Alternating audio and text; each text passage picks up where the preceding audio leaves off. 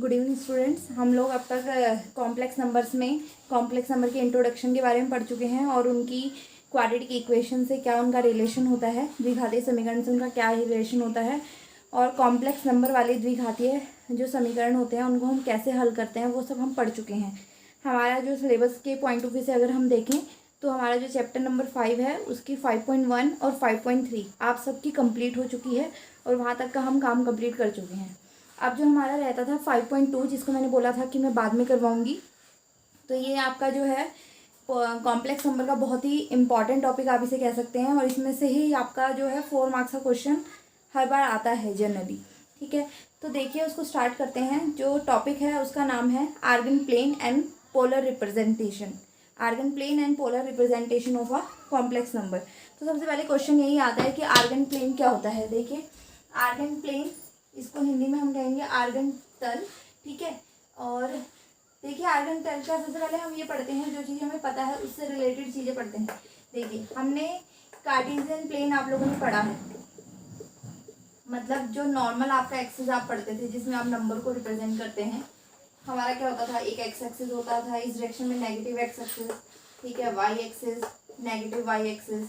ठीक है, ये हमारा कार्टेशियन प्लेन होता था। ठीक है, तो यहाँ पे कोई भी नंबर अगर हम रिप्रेजेंट कर रहे हैं एक्स कोमा वाई, ठीक है, पर कार्टेशियन प्लेन में जो भी नंबर हम रिप्रेजेंट करते थे वो सारे हमारे क्या होते थे, रियल नंबर्स होते थे, मीन वास्तविक संख्याएं होती थी।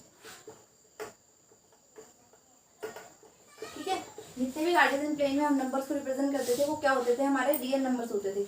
अब जब हम बात करते हैं आर्गन प्लेन की, नए प्लेन की हमें जरूरत क्यों पड़ी? अभी तक तो हमारे पास अगर हम कह रहे हैं कि आर्गन प्लेन और कार्टेशियन प्लेन लगभग सेम है, तो नए प्लेन की हमें जरूरत क्यों पड़ी?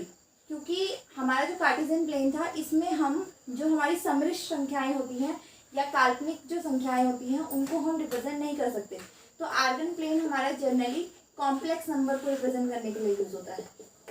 ठीक है, कॉम्प्लेक्स नंबर या फिर समृद्ध संख्याओं को। तो समृद्ध संख्याओं को रिप्रेजेंट करने के लिए जिस प्लेन का हम इस्तेमाल करते हैं, जिस तल का हम इस्तेमाल करते हैं, उस प्लेन को हम आर्गन प्लेन कहते हैं। अब बात आती है आर्गन प्लेन होता कैसा है।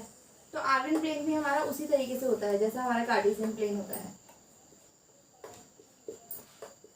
डिफरेंस क्या है?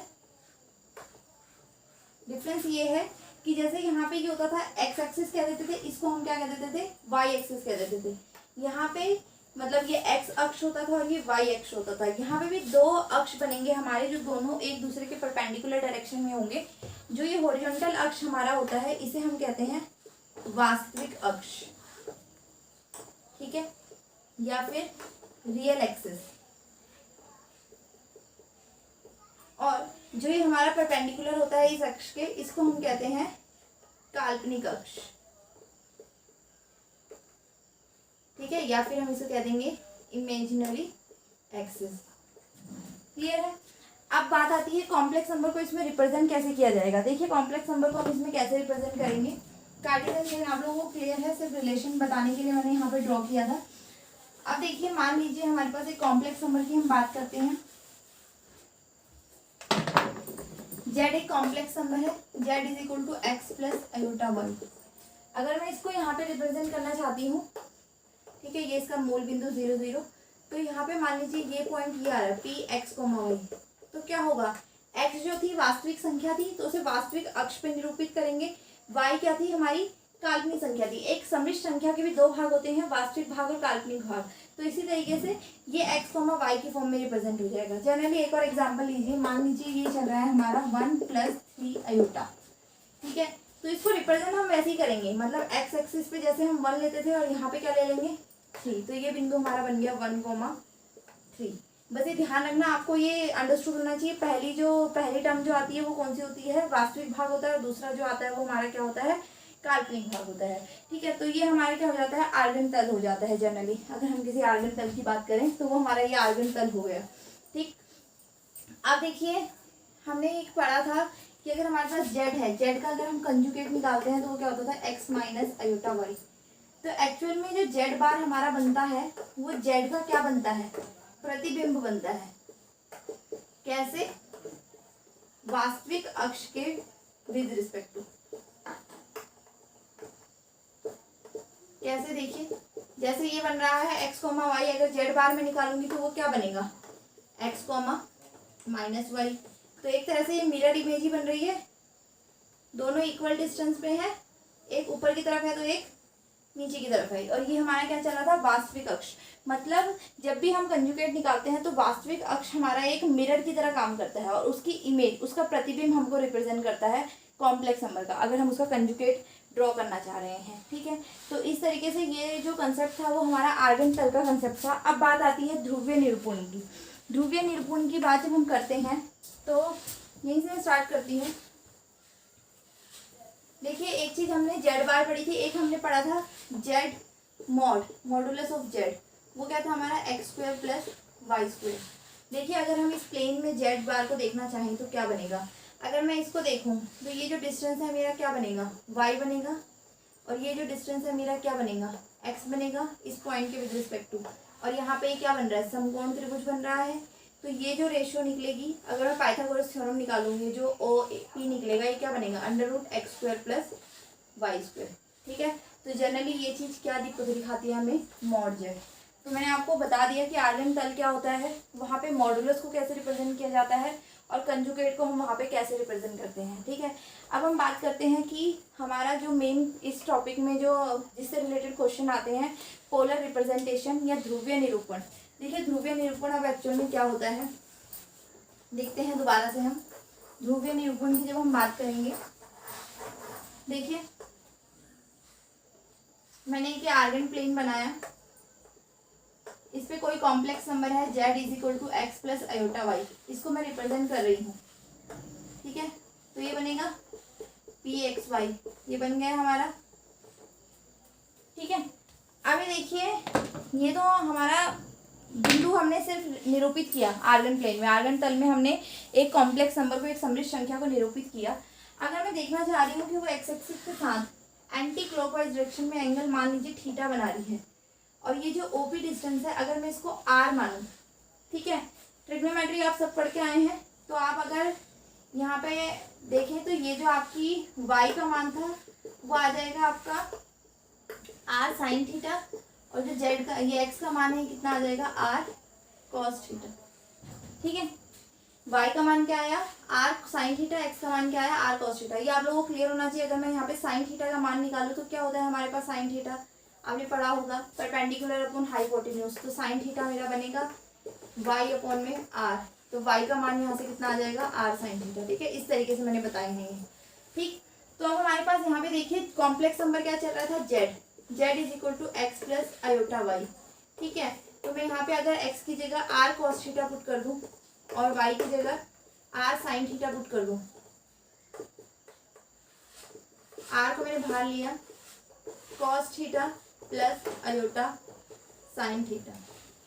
तो अगर मैं ध्यान से देखूं, इन कोऑर्डिनेट्स की जगह मैं ये भी लिख सकती हूँ, p को मैंने दो कोऑर्डिनेट्स की फॉर्म में लिखा, r और थीटा।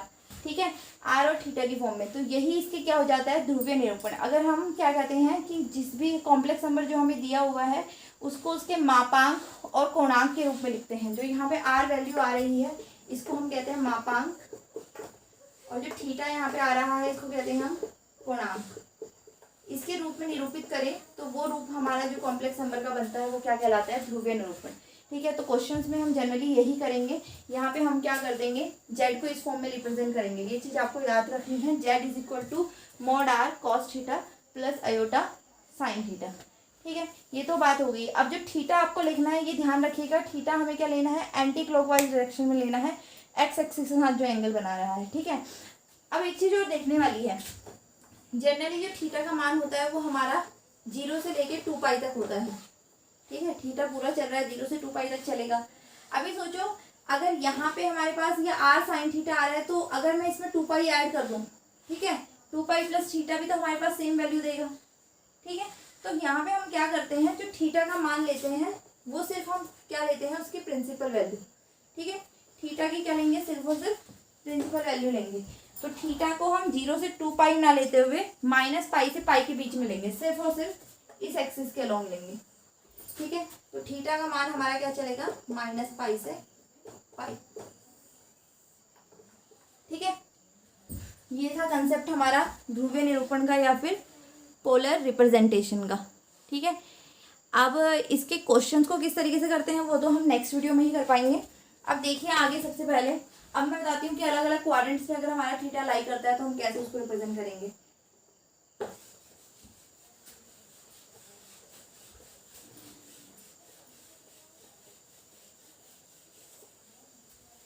देखिए मान लीजिए हमारा थीटा फर्स्ट क्वाड्रेंट में ही आ रहा है, तब तो हम एंटी क्लॉकवाइज ले लेंगे सीधा एंगल, तो हमारा क्या बन जाएगा थीटा। और जो थीटा यहाँ पे आ रहा है वो माइनस पाई से पाई के बीच आ भी रहा है। ठीक है, तो वो हमारा कंसेप्ट सिंपली लग जाएगा। बात आती है अगर हमारा थीटा आ रहा है सेकंड क्वाड्रेंट में।